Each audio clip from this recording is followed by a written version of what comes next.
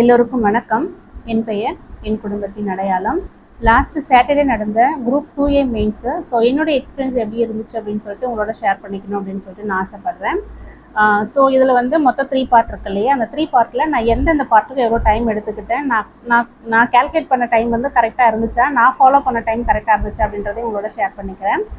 So first வந்து நான் exam சென்டருக்குள்ளே enter ஆனதுமே question paper கொடுத்துருவாங்க இல்லையா? ஒரு 15 மினிட்ஸ் பிஃபோராகவே நமக்கு கொஷின் பேப்பர் கொடுத்துருவாங்க. அந்த 15 மினிட்ஸில் நான் கொஷின்ஸை நம்ம செக் பண்ணுவோம். 200 கொஷின்ஸ் வந்து கரெக்டாக இருக்கா இல்லையா அப்படின்னு சொல்லிட்டு நம்ம செக் பண்ணுவோம்.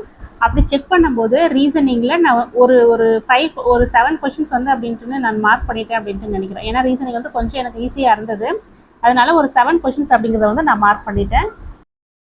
நான் ஃபஸ்ட்டு அட்டென்ட் பண்ணது ரீசனிங் தான். ஸோ ரீசனிங் வந்து எனக்கு கொஞ்சம் ஈஸியாக இருக்கும் அப்படிங்கிறதுனால நான் ஃபஸ்ட்டு வந்து ரீசனிங் போயிட்டேன். ஸோ ரீசனிங்கில் மொத்தம் 40 கொஷின்ஸில் ஒரு 30 கொஷின்ஸ் அப்படிங்கிறது நான் ஒரு 45 மினிட்ஸில் கம்ப்ளீட் பண்ணிட்டேன். ஓகேங்களா? ரிமைனிங் அந்த 15 மினிட்ஸ் அப்படின்னு சொல்லிட்டு நான் 1 ஹவர் தான் வச்சுருந்தேன் ரீசனிங்க்கு. ரிமைனிங் அந்த 15 மினிட்ஸ் தான் வந்து ரீசனிங் அட்டன் பண்ணலை. ஏன்னா அந்த 10 கொஷின்ஸ் வந்து எனக்கு டிஃபிகல்ட்டாக நான் ஃபீல் பண்ணதுனால நான் தமிழுக்கு மூவ் ஆகிட்டேன். நான் ரிமைனிங் அந்த 15 மினிட்ஸ் நான் பிஃபோர் அட்டன் பண்ணேன்னு சொன்னேன். ஸோ அந்த 15 மினிட்ஸில் நான் என்ன பண்ணேன் அப்படின்னாக்கா, இந்த தமிழ்லேருந்து நான் ஓரளவுக்கு ஒரு 7 கொஷின்ஸ் அப்படிங்கிறத மார்க் பண்ணிட்டேன். நம்ம கொடுத்த அந்த 15 மினிட்ஸில் கொஷின்ஸை செக் பண்ணுற அந்த டைமில் தான் நான் ஒரு 7 கொஷின்ஸை ரீசனிங் அட்டன் பண்ணேன். அதே மாதிரி மார்க் பண்ணேன். அதே மாதிரி தமிழ்லையும் நான் ஒரு 7 to 8 கொஷின்ஸ் அப்படிங்கிறத மார்க் பண்ணிட்டேன்.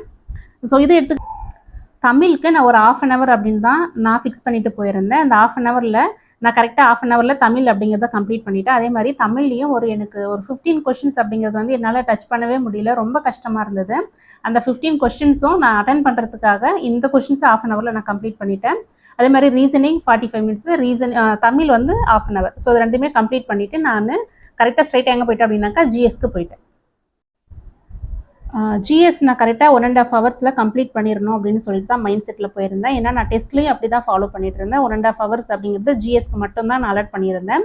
இந்த 1.5 ஹவர்ஸில் பார்த்தீங்கன்னாக்கா ஜிஎஸ் எனக்கு கொஞ்சம் கஷ்டமாக இருந்தது.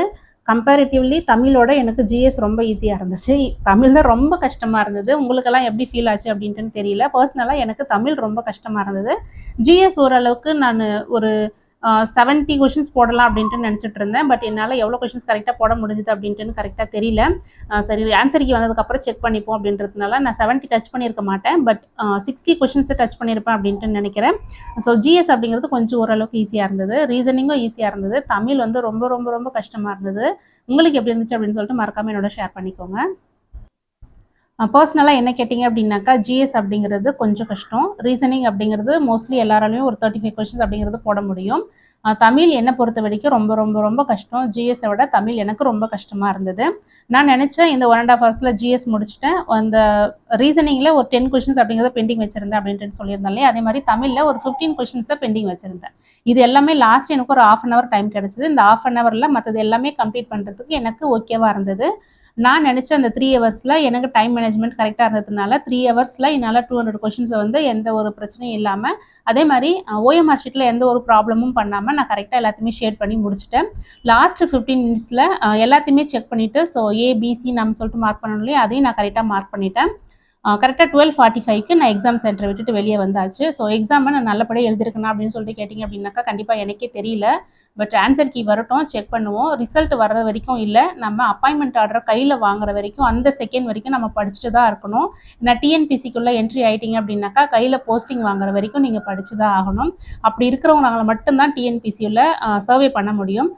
நல்லபடியாக படிங்க, நம்ம கண்டிப்பாக போஸ்டிங் வாங்கலாம். ஸோ எந்த இடத்துலையும் மனசை விட்டுறாதீங்க, எந்த இடத்துலையும் வந்து நீங்கள் டவுனாக ஃபீல் பண்ணாதீங்க. நிறைய பேர் நம்மளோட ரொம்ப கஷ்டப்பட்டு படிச்சுக்கிட்டு இருக்காங்க. அவங்களாலே படிக்க முடியுது அப்படின்னும் போது நம்மளால் ஓரளவுக்கு நல்லா இருக்கிறவங்க படிக்கிறதுல ஒரு பிரச்சனையும் இல்லை.